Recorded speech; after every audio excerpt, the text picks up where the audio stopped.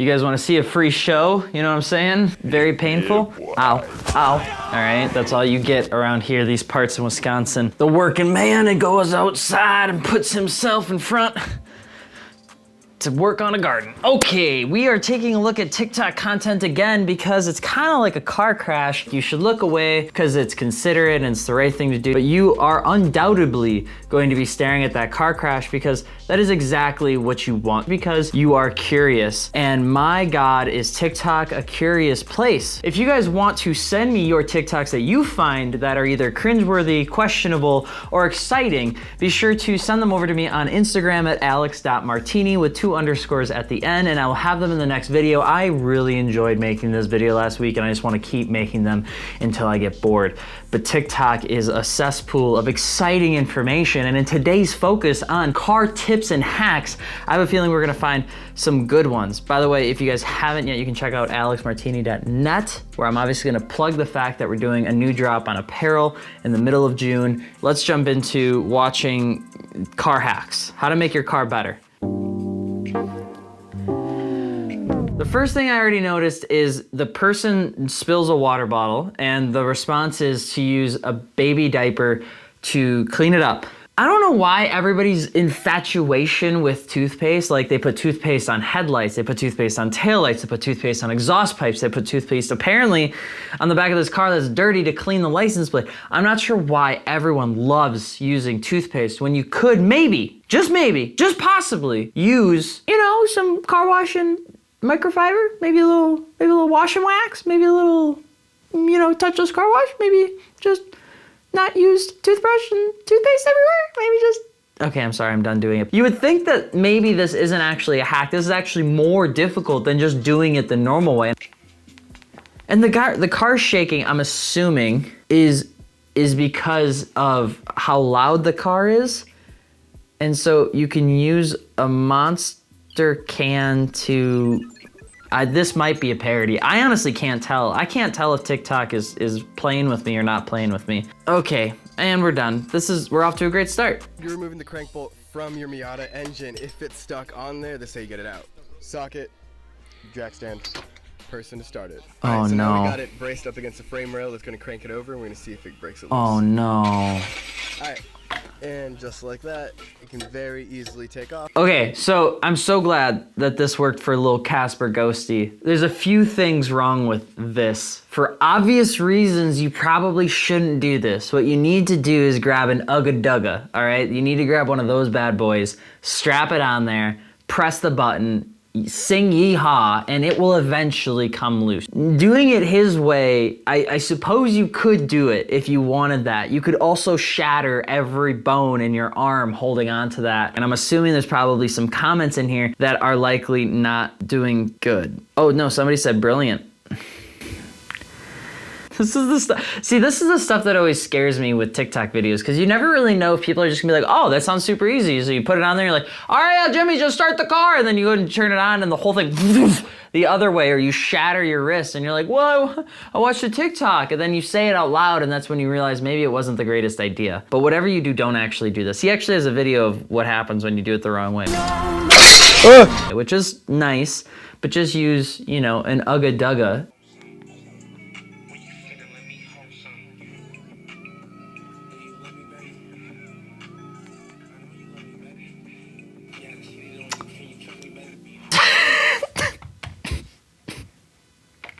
It's like when you see somebody jump into Windows Movie Maker and they make their first old school RuneScape music video and none of the effects actually line up and the clips don't actually line up to the music video. Wake me up inside! And matching to the music.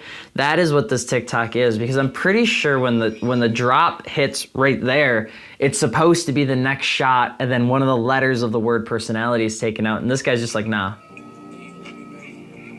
We're gonna do it the whole time. But then right at the end, he puts personality. I don't know what the P, where's the P coming from? The car is the P? Is the PP? Video to explain how you would read your tyre size. So on the side of your tyre, you'll be looking for something like this. So there'll be 3 numbers. We need to talk about this woman's tires. At what in the living, breathing is that tire. Everything around this has scary written all over it. It has no valve stem cap. It's got just completely destroyed wheels, curved wheels. And this tire looks like it's been through World War I and World War II and also played a minor conflict in terms of the Persian War. This tire's been through a lot of shit. So I hope whatever she's about to tell me is right. You'd be looking for something like this. So there'll be 3 numbers, followed by a slash, then 2 numbers, then R and 2 more numbers. So this one is 185, 65, 15. So the first 3 numbers, they are the tyre width. Wrong. There. The second 2 numbers, they are the profile here. Not And the third entirely number accurate. is the width of your actual wheel, which is the bit in the middle of the tyre. So this may not be her car. This may just be a scrap car. So I take everything that I said back. If this is her car, this is a terrible, terrible wheel and tire setup, and we need to get you some milk. You got 3 sets of numbers. You got your 185, 65, R, 15.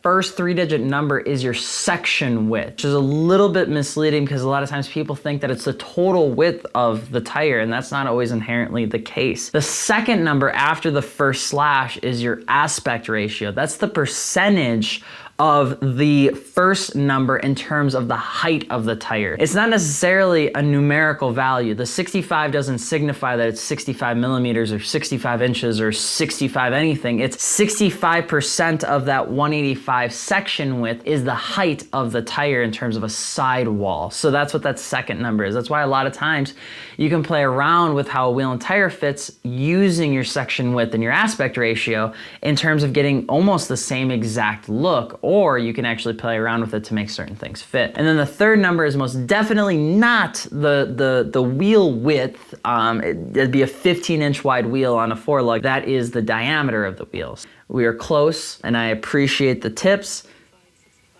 but we're gonna keep moving on. Wow, so today I'm gonna take about like 1 minute to tell you guys, when you guys trying to buy a car, first thing, look at the damn battery. If the battery say 90 days, don't buy that car. I don't know why, but I'm listening because he sounds like a trustworthy source.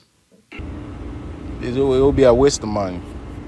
Second thing, when you crank the car, if you hear like bitch, the battery's bad.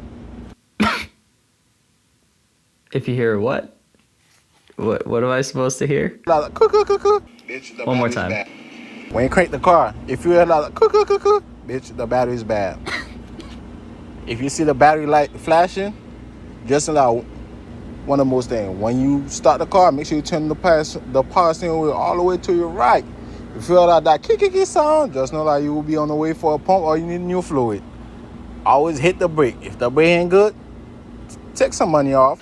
There's so much information. There's so much to unpack here. There's noises and sounds and commas and not a single period in sight. There is some good stuff here. Say is when you're negotiating for a car, check some shit, if you will. And he seems to have an affinity for batteries. I cannot speak on 90-day warranty batteries. I'm assuming that just means that those are cheap batteries or something like that, and that's why he's saying that. But the best thing about it is the noise that is made to signify if the battery is good or not, and that is hey, I learned from a car hack. Does your car make the sound?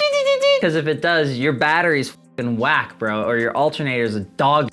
Like, you're gonna have to get that stuff fixed. Oh, I think he's saying that when you turn the steering wheel at a dead stop and you hear some sort of whining noise that I'm assuming he's saying is a you know, but it's not. It's probably more of like a noise. It's your power steering going out, or it's leaking. I think that's what's being said here. In which case, he has a very valid point. You're gonna wanna test that stuff out, that if you got soft brakes, you wanna take a little off the top. This man is a genius, and he needs to be spitting more fact out there to the TikTok world. We are gonna keep moving forward. Morning.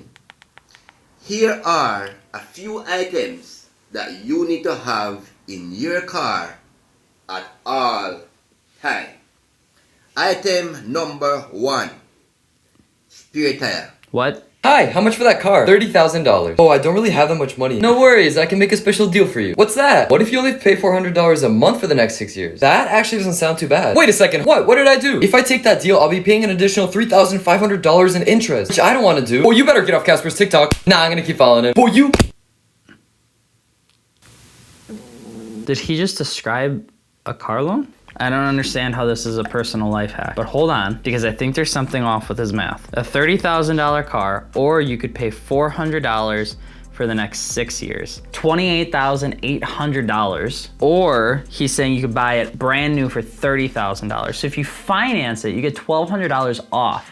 You actually get a savings account. And Casper.capital's telling me that I shouldn't. What do you mean? Oh, so then he's talking about interest, but he doesn't claim that there's any interest on this. And what I worry about sometimes when I see videos like this is there's an individual perpetuating personal finance tips without fully understanding the whole picture of how car loans inherently work. Now, the problem here is that Mr. Casper.capital is only giving us like 15 seconds of information to say that it's a hack to not want to get a personal loan or to not get an auto loan to buy a car. And what I can tell you is that stuff like this just isn't true. They're not bad. You have to be smart about it, but they're not bad. If you do it the right way and if you monitor your debt to income ratio and all that sort of fancy stuff, which you'll be completely fine. I'm sure Casper's a really nice guy. I'm not saying he's a bad guy. I'm just saying perpetuating some misinformation.